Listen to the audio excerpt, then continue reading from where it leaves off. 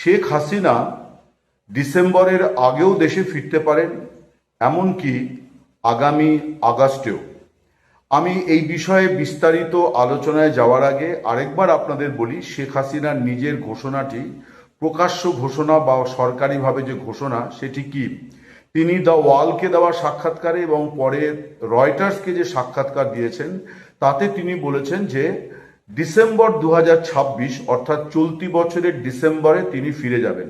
যদিও তিনি তারিখ বা সময় এ সমস্ত কিছু বলেননি, এমনকি কিভাবে ফিরবেন, কোন উপায়ে ফিরবেন, এই সমস্ত বিষয়ে আওয়ামী লীগ বা শেখ হাসিনা তারা কোনো রকম মন্তব্য করেননি। বাংলাদেশ সরকারের তরফে বলা হচ্ছে যে শেখ হাসিনা একজন সাজাপ্রাপ্ত আসামি, অতএব তার প্রত্যর্পণই হচ্ছে একমাত্র দেশে ফেরার উপায়। অন্যদিকে শেখ হাসিনা চান প্রত্যাবর্তন, তার তৃতীয় প্রত্যাবর্তন।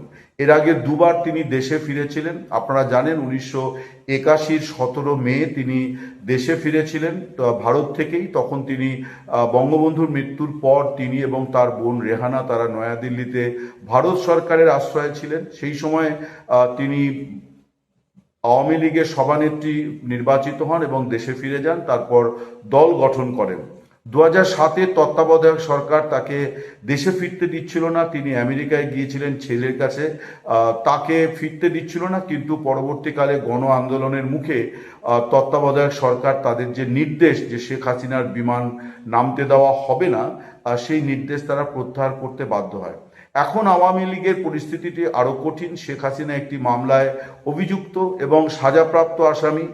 যদিও আওয়ামী লীগ শুধু নয়, আন্তর্জাতিক নানা প্রতিষ্ঠান, এমনকি বিভিন্ন দেশও আকারে ইঙ্গিত এটা বলার চেষ্টা করেছে যে যে মামলায় শেখ হাসিনাকে ফাঁসির সাজা দেওয়া হয়েছে সেটা একেবারে নিতান্তই অর্থহীন এবং বেআইনি। এখানে কোনো উপযুক্ত বিচার বা ন্যায় বিচার তিনি পাননি। শেখ হাসিনা ঘোষণা করেছেন যে তিনি দেশে ফিরবেন এবং আদালতে গিয়ে ন্যায় বিচার চাইবেন। অর্থাৎ তিনিও বারে বারেই বলেছেন, বিচার পর্ব চলাকালীনই বলেছেন যে আন্তর্জাতিক অপরাধ আদালতে তার বিচার হতে পারে না, এটা মুক্তিযুদ্ধের বিরোধিতাকারীদের বিচারের জন্য তৈরি হয়েছিল এই আদালত। এছাড়া যেভাবে তার অনুপস্থিতিতে তার বিরুদ্ধে রায় ঘোষণা করা হয়েছে সেটা নিয়েও তার আপত্তি আছে। এই সমস্ত বিষয় নিয়ে তিনি আন্তর্জাতিক বিভিন্ন ফোরামেও আবেদন করেছেন তার রায়টি নিয়ে বাংলাদেশ সরকারের সঙ্গে তারা যাতে কথা বলে। এখন শেখ হাসিনা যেটা বলেছেন যে তিনি দেশে ফিরে তিনি দেশের আদালতের কাছে গিয়ে ন্যায় বিচার চাইবেন, তিনি বলবেন যে আমার প্রতি অন্যায় হচ্ছে। এখন বাংলাদেশ সরকারের সরকারিভাবে কোনো প্রতিক্রিয়া সেভাবে যে মিলেছে, অর্থাৎ সরকারের উচ্চতম মহল থেকে, এমনটি নয়, বরং এই ব্যাপারে খানিকটা মিশ্র প্রতিক্রিয়া। কখনো তারেক রহমানের একজন উপদেষ্টা তিনি বলেছেন শেখ হাসিনা ফিরলে যথাযথ নিয়মেই তিনি আইনি সুবিধাগুলি পাবেন, অর্থাৎ আদালতে যেতে পারবেন। আবার বিরোধীরা দাবি তুলেছে যে তিনি তাকে পদার্পণ করা মাত্র গ্রেপ্তার করে ফাঁসি কার্যকর করতে হবে। বিএনপির একাংশ তারা বলেছেন যে তার প্রত্যাবর্তন কোনো মতেই সম্ভব নয়, তাকে প্রত্যর্পণ করতে হবে, অর্থাৎ ভারত সরকার তাকে একজন আসামি হিসেবে বাংলাদেশ সরকারের কাছে তুলে দেবে। এটাই হচ্ছে বাংলাদেশ সরকারের অবস্থান। কিন্তু প্রকৃত অবস্থান সেটা এখনো কিন্তু স্পষ্ট নয় যে হাসিনার এই যে ফেরার ঘোষণা নিয়ে বাংলাদেশ সরকারের ঠিক কী অবস্থান শেষ পর্যন্ত নেবে।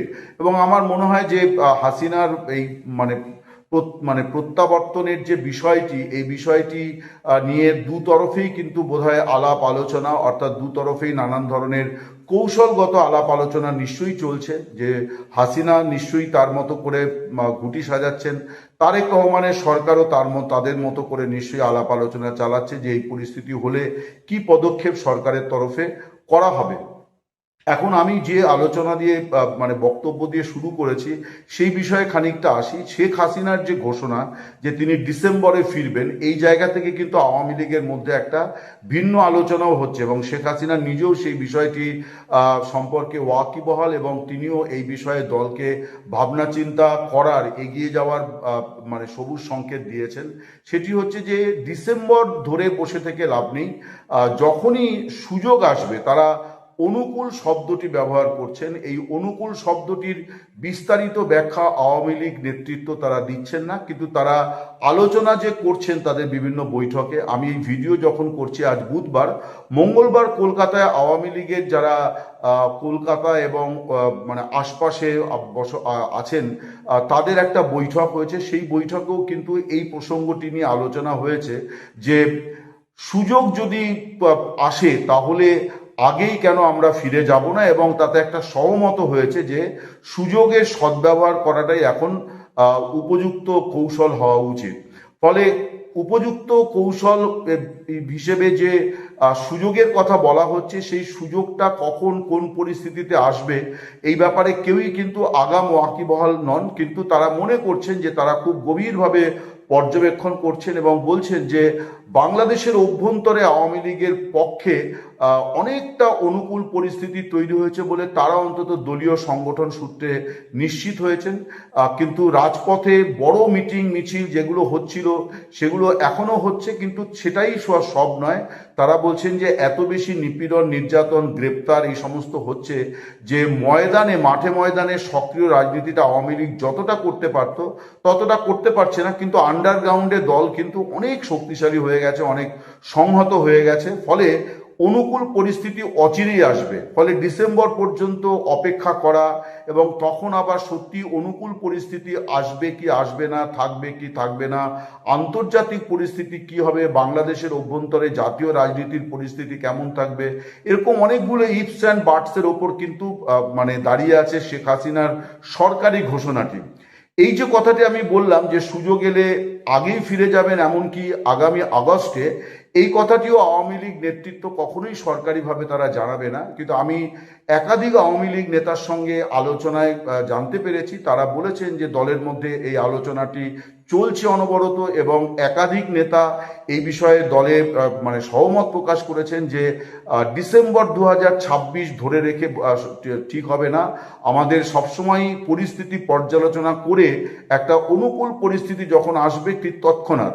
এবং এই ব্যাপারটা যে চলছে তার একটা বড় কারণ হচ্ছে যে শেখ হাসিনা তিনি দলীয় বৈঠকে ঘোষণার পর এখন কিন্তু তিনি ইন্ডিভিজুয়ালি যে সমস্ত নেতাকে তিনি প্রত্যাশা করেন যে তার সঙ্গে এখনই দেশে ফিরবেন, এরকম নেতাদের কিন্তু তিনি প্রস্তুতি নিয়ে থাকতে বলেছেন যে যে কোনো সময় কিন্তু ঘোষণাটি আসতে পারে। অতএব ব্যাগ গুছিয়ে রাখা, অর্থাৎ যেটুকু মানে সঙ্গে না নিলেই নয় সেইটুকু প্রস্তুতি যেন সবাই সবসময় নিয়ে রাখে। কিছু অর্থকরী সঙ্গে থাকা, টাকা পয়সা সঙ্গে থাকা, অর্থাৎ কি পরিস্থিতি হবে দেশে ফিরলে সেটা তো কেউ জানে না। ফলে সে অনুযায়ী তিনি কিন্তু সবাইকেই বলছেন যে একেবারে চূড়ান্ত প্রস্তুতিটা নিয়ে থাকতে হবে, অর্থাৎ ব্যাগ গুছিয়ে মানসিকভাবে প্রস্তুত থাকতে হবে। যে সময় তিনি বলবেন ঠিক সেই সময়তেই রেডি হয়ে যেতে হবে এবং দেশের অভিমুখে রওনা দিতে হবে। ফলে এখন কিন্তু তিনি মানে ব্যক্তিগতভাবে এরকম 4-5 জন নেতার সঙ্গে আমার কথা হয়েছে যারা শেখ হাসিনা তাদেরকে ফোন করেছেন এবং তাদের বলেও দিয়েছেন যে তোমাকে যেতে হবে। ফলে তুমি কিন্তু সেইভাবেই তোমার এখানে যে পরিস্থিতি, দেশে যা পরিস্থিতি সেই অনুযায়ী যে সমস্ত বিষয়গুলো এখনই সেরে ফেলা দরকার সেগুলো সেরে ফেলো। যে কোনো সময় কিন্তু আমি কল দেব এবং দেশে ফিরতে হবে। আমি যেটা জানতে পারছি যে কলকাতায় যে মিটিংটা মঙ্গলবার আলোচনা হয়েছে, একটা ঘরোয়া বৈঠক, সেটা যে একেবারে খুব আনুষ্ঠানিকভাবে বৈঠকটি হয়েছে এমনটিও নয়, কিন্তু একটা বৈঠক হয়েছে। এবং শেখ হাসিনা গতকাল ঠাকুরগাঁও 2 আসনের সংসদীয় আসনের নেতাদের সঙ্গে কথা বলেছেন ভার্চুয়াল মাধ্যমে। এই নিয়ে প্রায় 140টির কাছাকাছি সংসদীয় এলাকায় তিনি কথা বলেছেন। তার পরিকল্পনা ছিল যে ডিসেম্বরের মধ্যে আগেই তিনি 300 আসনের মানে সংসদীয় নেতাদের সঙ্গে ওই সংসদ এলাকার নেতাদের সঙ্গে তিনি কথা বলবেন।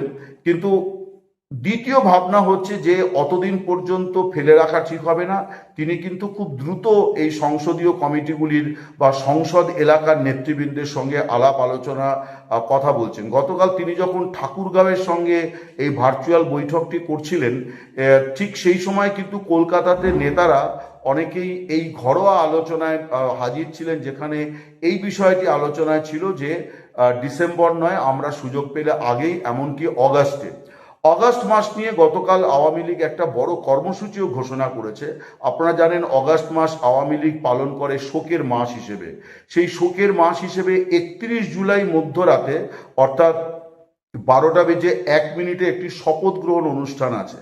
সেই শপথ বাক্য পাঠ করা হবে সর্বত্র, এবং নেতারা যে যেখানে আছেন সেইখান থেকে তারা ভার্চুয়াল মাধ্যমে যুক্ত হবেন। বাংলাদেশে যেখানে যেখানে আওয়ামী লীগ অনুকূল পরিস্থিতি পাবে সেখানে তারা মাঠে ময়দানেই এই শপথ বাক্য পাঠ তারা করবেন। এবার 1 আগস্ট থেকে 15 আগস্ট পর্যন্ত নানান ধরনের কর্মসূচি আছে। এর মধ্যে সবচেয়ে গুরুত্বপূর্ণ হচ্ছে যে আগস্ট মাস জুড়ে শেখ হাসিনা মোট 10টি ভার্চুয়াল বৈঠকে ভাষণ দেবেন।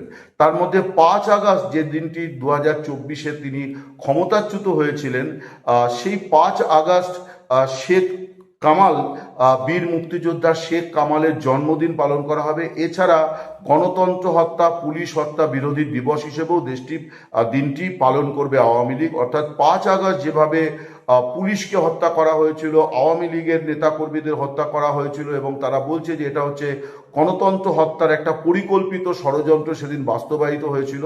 ফলে গণতন্ত্র হত্যা বিষয়ক আলোচনা, সেই আলোচনাতেও প্রধান অতিথি হিসেবে প্রধান বক্তা থাকবেন শেখ হাসিনা। মোট 10টি এক মাসে তিনি মোট 10টি ভার্চুয়াল ভাষণ দেবেন। এছাড়া অসংখ্য অনুষ্ঠানে তিনি অংশ নেবেন, এই পরিকল্পনা আছে। কিন্তু এর পরেও আগস্ট মাসকেও কিন্তু আওয়ামী লীগের নেতৃবৃন্দ বাদ দিচ্ছেন না যে অনুকূল পরিস্থিতি এলে তারা ওই মাসে ফিরে যাবেন না।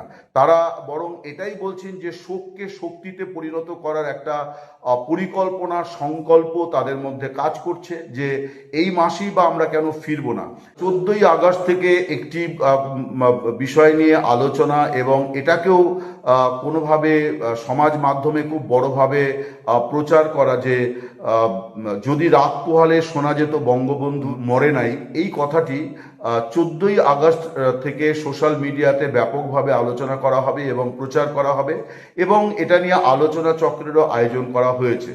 বঙ্গবন্ধুর রক্ত বৃথা যেতে দেব না, এইটা হচ্ছে শপথ বাক্য, যেটা 31 জুলাই মধ্যরাতে রাত 12:01 যে শপথ বাক্য পাঠ করা হবে, সেই শপথ বাক্যে এই বিষয়টি আছে যে বঙ্গবন্ধুর রক্ত বৃথা যেতে দেব না।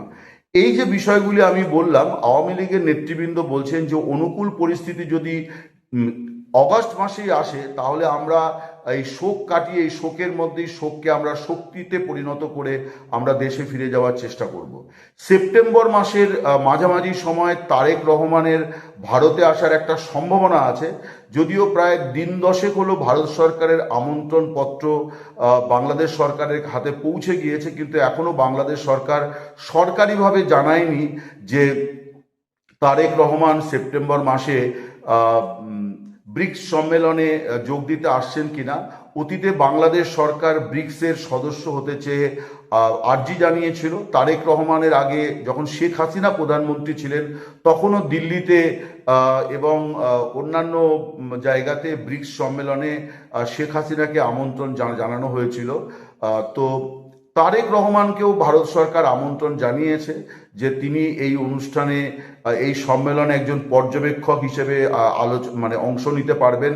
এবং এটা তো একটা বড় বিষয় যে সেখানে চীন, রাশিয়া এবং ব্রাজিল, সাউথ আফ্রিকা, ভারত, এদের সব রাষ্ট্রপ্রধানেরা থাকবেন। ফলে সেখানে তারেক রহমানের সঙ্গে দ্বিপাক্ষিক আলোচনার একটা বড় পরিসর রয়েছে, যে তিনি দিল্লিতে এলে পরে অনেকগুলি রাষ্ট্রপ্রধানের সঙ্গে তার সাইডলাইনে কথা বলার সুযোগ থাকবে। কিন্তু তাৎপর্যপূর্ণ হচ্ছে যে এখনো বাংলাদেশ সরকার কিন্তু দিল্লিকে কনফার্মেশন পাঠায়নি যে তারেক রহমান আসছেন কিনা।